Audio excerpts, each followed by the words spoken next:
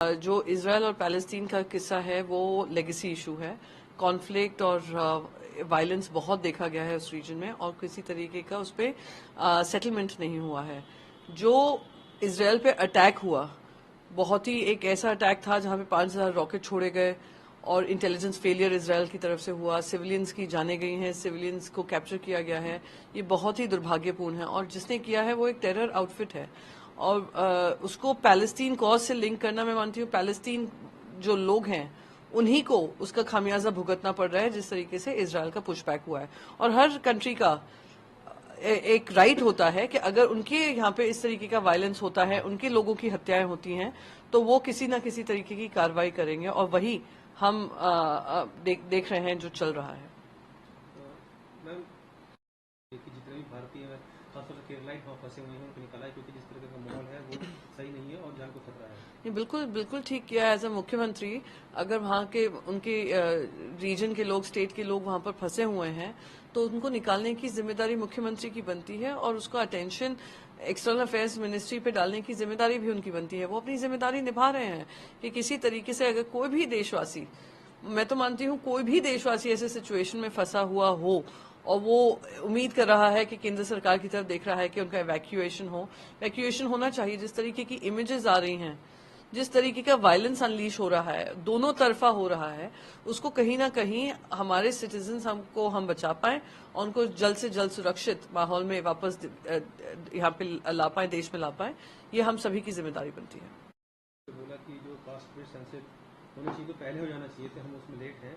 तो उन्होंने बोला कि हम उसके साथ जैसे जिस तरीके से उन्होंने रिजर्वेशन बिल के साथ खड़े रहे उसी तरीके से बीजेपी भी इसके पक्ष में खड़ी रहेगी क्योंकि कोई इसको ट्रिगर नहीं करना चाहेगा अपने लिए। देखिए, ट्रिगर हो या ना हो पर डेटा होना बहुत जरूरी है देश में कि कितनी आबादी है, कितनी वेलफेयर मेजर्स उनको पहुंचे हैं, क्या उनको इकोनॉमिक बेनिफिट मिला है, जो हमारी पॉलिसीज रही हैं, जो वेलफेयर स्कीम्स हैं वो उसका फायदा इनको पहुंचा है, क्या उनका रिप्रेजेंटेशन एडिक्वेट है, क्या उनकी आवाज सुनाई दे रही है। तो उस हिसाब से, उस मापदंड से ये सर्वे जरूरी है।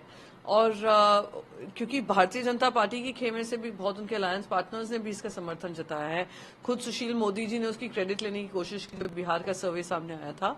तो उससे स्पष्ट है कि वो उनके भी जो अलायंस हैं, क्योंकि हिम्मत नहीं है बोलने की राजा जी को, तो इसलिए वो बोल नहीं पा रहे हैं, पर सभी के मन में ये है कि एक फ्रेश सेंसस होना चाहिए जो दिखाता है कि कितनी संख्या में कौन है और कितना उनका रिप्रेजेंटेशन है। मैम, एनसीपी की जो लड़ाई थी, जो एनसीपी अजीत कुमार उठाए, उनके वकील ने कल जिस तरीके से बोला या वहाँ पर आर्गूमेंट दिया था कि डिक्टेरियल मैनर में शरद पवार साहब चला रहे थे पार्टी को, तो उसको लेकर कहीं यूटर्न ले लिया है उन्होंने और बोला है कि वो सिर्फ आर्ग्यूमेंट के तौर पर बोला गया था, जबकि उनके प्रति हमारा बहुत सम्मान है और बहुत सीनियर लीडर है। तो कहीं ना कहीं अपनी बात से वो देखिए, कोर्ट में आकर इस तरीके की बयानबाजी देते हैं और कोर्ट के बाहर फिर लीपापोती करते हैं, रायता फैला रहे हैं कोर्ट में अपनी तरफ वो दिखलाने के लिए। पर स्पष्ट तो ये है कि जो मन में है, जिस कारणवश उन्होंने ये पार्टी को तोड़ा है, वो वजह साफ है कि उनके ऊपर उनको खतरा था ईडी, सीबीआई, आईटी का, इसलिए वो बीजेपी की गोद में जाकर बैठ गए हैं। बीजेपी से उनको क्लीन चिट मिल रही है, बीजेपी की वॉशिंग मशीन में सब गंगा नहा लेते हैं। तो यही हो रहा है और I am sure supreme court हो, कोर्ट्स हो, इलेक्शन कमीशन हो, वो सब इसका ध्यान देगा। इलेक्शन कमीशन पे जो दलीलें उनके लॉयर दे रहे हैं, क्या ये दलीलें ये नहीं जानते होंगे, जो इनके जिनके क्लाइंट्स हैं वो नहीं जानते होंगे, अजीत पवार जी नहीं जानते होंगे, प्रफुल्ल पटेल जी नहीं जानते होंगे क्या दलील जाने वाली है। और इस तरीके से बातें करना और रीजंस देना एक हिपोक्रेसी दर्शाता है कि जिन लोगों ने को सारा फायदा मिला इसी डिक्टेटोरियल बिहेवियर में, आज वही उन पे उंगली उठा रहे हैं।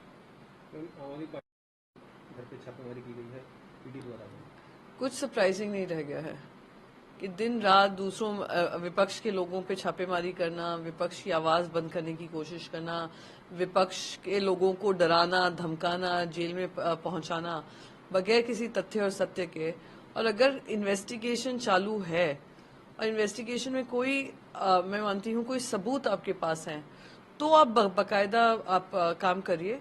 पर यह भी पूछना चाहूंगी कि ये एजेंसीज कहाँ चली जाती हैं जब जिन लोगों पे भारतीय जनता पार्टी आरोप लगा रही है, ईडी का इन्वेस्टिगेशन चल रहा है, उस इन्वेस्टिगेशन को ठंडे बक्से में डाल दिया जाता है क्योंकि राजनीति भारतीय जनता पार्टी को वो सुहाता है। तो ये सवाल पूछना लाजमी है कि विपक्षी नेता ही क्यों। मेरा आखिरी सवाल है, बिहार के कैंसर का कोई जड़ है तो वो लालू प्रसाद यादव, नीतीश कुमार। एक्चुअली कैंसर क्या होता है, कैंसर जब शुरुआत होती है जिस तरीके से फैलता है वो पूरे इंसान का जो बॉडी होती है उस पे काबू पा लेता है। आज पूरे देश में आप देखिए जो जहर का माहौल फैलाया है और जिस कदर से वो स्प्रेड हुआ है कि आज वो पार्लियामेंट में भी उसी भाषा का इस्तेमाल हो रहा है। सही मायने में कैंसर तो वो है जो देश को जो एक इंसान की बॉडी को खोखला करता हो, उसी तरीके से देश को खोखला करने का काम हो रहा है। आपसी लड़ाई करा रहे हैं। तो जो संविधान है, जो ढांचे से एक इंसान बनता है और कैंसर फिर उसको स्ट्राइक करता है, उसी ढांचे को खत्म करने का काम ये कैंसर जैसी जो काम है और पॉलिसीज हैं वो कर रही हैं। तो ये अपने दूसरों पे दोष मढ़ने से पहले जरा अपने गिरेबान में झांके कि आपने देश में क्या माहौल बनाया हुआ है। नमस्कार, मैं हूं मानक गुप्ता। अगर आपको हमारा ये वीडियो पसंद आया हो तो इसे लाइक और शेयर जरूर करें और हां, हमें सब्सक्राइब और फॉलो करना ना भूलें ताकि आप देश और दुनिया की कोई खबर मिस ना करें। तो जुड़े रहिए हमारे साथ और देखते रहिए न्यूज़ 24।